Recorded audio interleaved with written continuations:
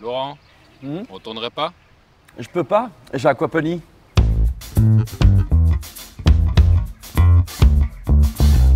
Bonjour à toutes et tous et bienvenue dans cet épisode 2 d'Au fil de l'eau. Aujourd'hui, on va parler agriculture urbaine et... Aquaponie? Non, aquaponie. Aqua pour l'eau, pony pour les plantes. Tracasse, on va bosser le sujet. Allez, viens. Allez, viens! Et c'est ici que l'apprentissage commence. On est à Uccle et je suis avec Laurence. Bonjour Laurence. Bonjour Laurent. Bonjour Laurence. Bonjour Renaud. Et ici on est chez Aquaponie BXL. Tu peux nous expliquer ce que c'est? Donc Aquaponie BXL, c'est une ASBL qu'on a fondée en 2016. Donc notre but, c'est de trouver un moyen pour amener de la nourriture saine, locale, fraîche en ville au moyen de l'aquaponie. Aussi, on conçoit et on installe des potagers aquaponiques de différentes tailles. Donc ça peut être des petits modèles pour l'intérieur jusqu'à vraiment des grands systèmes en extérieur. Pour moi ou pour mon entreprise par exemple. Voilà, c'est ça. Ici, on est dans un endroit qui s'appelle l'usine. On a le jardin ici où on a construit un grand potager aquaponique. Donc il nous sert un peu de showroom pour nos visites, nos événements, les animations avec les écoles et les formations. Et les formations, parce qu'il me semble là-bas qu'il y en a un qui en aurait bien besoin. En fait, il faudrait quand même lui expliquer un tout petit peu ce que c'est l'aquaponie, parce que depuis le début, il s'y retrouve pas. Ah, l'aquaponie, donc c'est un mélange d'aquaculture et hydroponie. Donc l'hydroponie, c'est quand on cultive des plantes dans l'eau sans terre, mais là on mêle ça avec de l'aquaculture, donc c'est quand on élève des poissons. Et les engrais qui sont dérivés des excréments des poissons sont donnés aux plantes et les plantes en échange dépolluent l'eau. Donc c'est vraiment un circuit complètement fermé. Et donc l'un aide l'autre. Voilà, en fait. c'est ça, c'est un peu en symbiose, quoi. Donc pas d'engrais, pas de pesticides, rien du tout dans ce type de Pas culture. d'antibiotiques non plus pour Ok. les poissons. Donc c'est du bio tout ça. Et oui, en fait, il n'y a pas plus bio que l'aquaponie, mais bon, malheureusement, comme c'est de la culture en bac, hors sol et sans terre, ça ne peut pas avoir le label bio. Ma prochaine question sera pour l'eau, parce que vous le savez, j'adore l'eau. Mon clin d'œil, c'était pour les spectateurs, Renaud. Bref, du coup, il y a aussi une grosse économie qu'on fait en eau. On économise 90% d'eau par rapport à l'agriculture et l'aquaculture traditionnelle. J'adore l'eau. Les plantes ont de l'eau en continu et les poissons, on n'a jamais besoin de changer l'eau puisque l'eau, c'est pareil, se filtre naturellement. Donc bien sûr, quand c'est en plein été, qu'il fait très chaud, ça s'évapore et les plantes boivent aussi, donc c'est normal. Mais en moyenne, sur l'année, on économise vraiment 90% d'eau. Pour produire 1 kg de bœuf, il faut 15 000 litres d'eau, plus ou moins. Pour 1 kg de poisson en aquaponie, il faut combien? 250 litres seulement. Ah ouais, c'est balèze. Balèze. Balèze. Balèze. Balèze. Et si on parlait maintenant production, qu'est-ce qu'on produit en aquaponie? Il y a un peu de tout en fait, ici du céleri, de la mélisse, même des fleurs ornementales, différentes variétés de salades, des choux, des baies de 5 couleurs, même des fraises.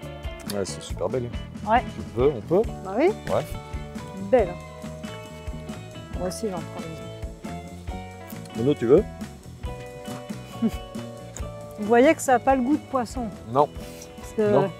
Non, c'est vrai. Et alors là, il y a encore des plants de poivrons, de tomates. Donc ici, c'est en radeau alors. Là, c'est en radeau. Les racines, voilà. Donc elles baignent dans l'eau. On laisse un petit peu d'air passer, donc c'est un petit peu surélevé, voilà, pour que ça ne soit pas dans l'eau complètement et que les racines s'aèrent aussi. Il faut savoir qu'à la base, l'aquaponie, c'était les Aztèques et les Mayas qui avaient inventé ça. Ils fabriquaient des énormes radeaux, un peu comme ceux-ci, avec des roseaux et des joncs. Et ils remplissaient le radeau avec de la vase qui venait du lac. Et donc, pareil, hein, les végétaux pouvaient vraiment se nourrir de la vase tout en ayant les racines qui trempaient dans l'eau. Et au niveau poisson, alors, qu'est-ce qu'on produit? Alors comme on est en Belgique, donc c'est des poissons de toute façon d'eau douce et on dit d'eau froide. La truite, c'est le poisson le plus connu, le plus réputé. Mais nous, on fait beaucoup avec des carpes. Des carpes? Des Mais, carpes. ça n'a pas le goût de vase, ça, normalement? Ben non, justement, en aquaponie, comme l'eau est très bien filtrée, L'eau est très claire et du coup le poisson n'a pas le goût de vase. Et au niveau des rendements par rapport à une agriculture, je veux dire, traditionnelle, ça donne quoi? On peut aller jusqu'à 50 kg de récolte de végétaux par mètre carré. Les poissons, ça dépend quelle espèce on fait, mais si c'est des truites, des carpes, 30 kg par mètre cube à peu près. On cultive jusqu'à 4 fois plus qu'en terre en fait. 4 fois plus. Oui. C'est énorme. Parce que comme les légumes, on peut les mettre très serrés, comme ils ont accès aux nutriments en permanence en fait. Donc les racines ne sont pas obligées d'aller s'étaler comme dans la terre. On peut mettre des tomates 10 cm par 10 cm, alors qu'en terre, il faut bien les espacer de 50 cm. C'est de l'optimisation, je trouve ça génial. Oui, on peut faire jusqu'à 25 plants par mètre carré en fait. Maintenant que Laurence nous a expliqué le fonctionnement de l'aquaponie, je vous propose de me suivre pour la deuxième partie de notre périple à la rencontre de Caroline et Delphine du village partenaire. Bienvenue ici au village partenaire, un centre d'entreprise qui aide notamment les futurs entrepreneurs dans leurs projets durables. Bonjour Caroline, bonjour Delphine. Bonjour Laurent. Vous allez bien? Bonjour Delphine, bonjour Caroline. Donc vous pouvez nous expliquer, ici vous vous occupez plus particulièrement d'entrepreneuriat durable. Ouais, donc ici au village partenaire, il y a un guichet d'économie locale, il y en a 5 à Bruxelles.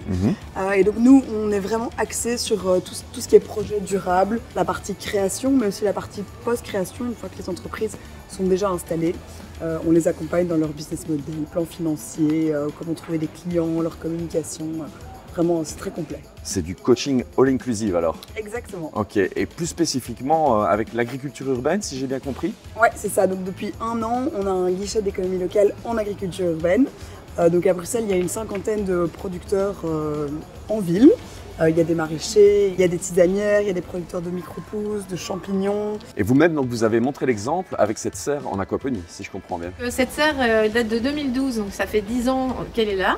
Alors pourquoi Groupone et Village Partenaires ont voulu installer une unité d'aquaponie ici, dans la cour du centre d'entreprise? C'était pour 2 grosses raisons. D'une part, démontrer qu'on pouvait produire en ville et apprendre par nous-mêmes. En fait, on veut tester, chez Groupone, on aime bien tester d'abord avant de diffuser une idée. Et puis aussi, on voulait reconnecter toute cette population urbaine, notamment les jeunes et les personnes sans emploi, à d'où vient la nourriture, où sont produits les aliments, et pouvoir jouer un rôle vraiment éducatif. Mais oui, et donc là vous avez, si je comprends bien aussi, c'était avant une place de parking où vous êtes réapproprié vraiment cet espace qui était artificialisé et vous avez réimplanté de l'agriculture. C'est ça. En fait, ici à Saint-Gilles, il y a peu de zones vertes. Il y a énormément de béton et on s'est dit, voilà, on a une place de parking pour notre véhicule d'entreprise, mais en final, on va la consacrer à produire. Et voilà, c'est 5 mètres sur 2, mais ça produit quand même poivrons, choux, salades. On peut planter un peu tout ce qu'on veut, bêtes, et évidemment des poissons, des carpes. Forcément. Ce qui est quand même rare, hein, Delphine, produire des protéines en ville, c'est quand même intéressant aussi pour ça. Ouais. Maintenant, on ne va pas nourrir toute la population bruxelloise avec des unités d'aquaponie. C'est une des solutions parmi énormément d'innovations qui sont nécessaires aujourd'hui pour réinventer un peu le système alimentaire. Et en parlant d'innovation, je pense que vous investissez aussi du côté de Jean-Blou. Oui, vous irez visiter, j'imagine, sur place. C'est un projet Interreg, en fait, coordonné par l'Université de Jean-Blou. On a créé des outils pour designer une unité d'aquaponie, modéliser en fait qu'on va produire, et pour monitorer des systèmes avec des capteurs. Je crois qu'en fait, toutes ces explications m'ont donné furieusement envie d'aller à Jean-Blou. Qu'est-ce que vous en pensez? Bonne idée. Bonne idée. Ouais, bonne idée. Allez, c'est parti pour de l'innovation avec Eysam Jijakli, professeur en agriculture urbaine. Bonjour Laurent. Bonjour Eysam. Eh bien justement, l'innovation dont tu viens de parler, elle s'appelle Smart Aquaponics. Oui, vous l'avez deviné, ici on est à Jean-Blou, au centre de recherche en agriculture urbaine. Et moi j'aimerais bien d'abord savoir ce qu'on fait ici. C'est quoi cet endroit? Alors cet endroit, c'est un endroit un peu neuf. Hein. On a commencé à travailler depuis le mois de février de cette année 2022 et ça s'appelle la serrure. C'est une serre en toiture. D'accord. Et donc ici, si je comprends bien, on fait aussi de la recherche pour cultiver des plantes avec de l'eau. Voilà, c'est tout ce qui concerne les cultures hors sol, pas de substrat terreux, uniquement de l'eau. D'accord. Smart Aquaponics, c'est une app alors si j'ai bien compris. Oui, Smart Aquaponics, c'est une app pour les smartphones, pour les ordinateurs et pour aider à notamment conduire les systèmes aquaponiques. Son rôle, c'est de faire un peu de gamification, d'apprendre aux gens à comment on construit un système. Ça donne des conseils, dites-moi. C'est un peu tout ça. Ok. Donc, il y a 3 grandes fonctions. D'accord. La première, c'est la formation, parce que quand même, poissons, plantes, micro-organismes sont tous des organismes complexes, donc c'est apprendre en s'amusant, et puis simuler sur ordinateur, et puis aussi surveiller en temps réel son système lorsqu'il est construit. Il y a pas mal de data que vous envoyez et de conseils que vous envoyez vers les gens, mais je suppose que du coup, il y a plein de data qui vous arrivent aussi. Alors c'est ça, c'est d'avoir une relation win-win avec les entrepreneurs et les personnes qui font de l'aquaponie. On les aide à monitorer, à surveiller leur système, mais nous, on récolte les données, on a une vision tout à fait globale et on aide aussi alors à améliorer les systèmes aquaponiques. Si les bassins de poissons sont trop grands par rapport aux plantes, le système va se cracher, c'est pas trop grave. Mais par contre, ce qui est important aussi, c'est que le modèle est nourri par la donnée économique. Et donc, on va aussi savoir si le système qu'on met en place, il est capable de soutenir une faisabilité économique. Vous l'aurez compris, si nous voulons augmenter notre capacité de production alimentaire, il va falloir galoper. Heureusement, de nombreuses personnes sautent les obstacles et les initiatives que vous avez vues aujourd'hui pour une agriculture plus saine et plus proche de nous sont autant de carottes qui doivent nous motiver pour mettre le pied à l'étrier. Je rêve ou t'as utilisé le champ lexical des poneys? Non, mais c'est la conclusion là, Renaud. Ne monte pas sur tes grands chevaux et cesse ce petit ton cavalier là. Bref, je disais, l'aquaponie est un système résilient, respectueux de l'environnement, qui protège la ressource et qui en plus permet de rendements impressionnants. Et c'est tant mieux quand on connaît l'importance qu'a l'eau dans la production de nos aliments. La bonne nouvelle, c'est que l'aquaponie est accessible à toutes et tous. Merci beaucoup d'avoir suivi cet épisode 2. On vous prépare un épisode 3 pour bientôt. D'ici là, je vous souhaite bon vent. Prenez soin de vous, prenez soin de l'eau.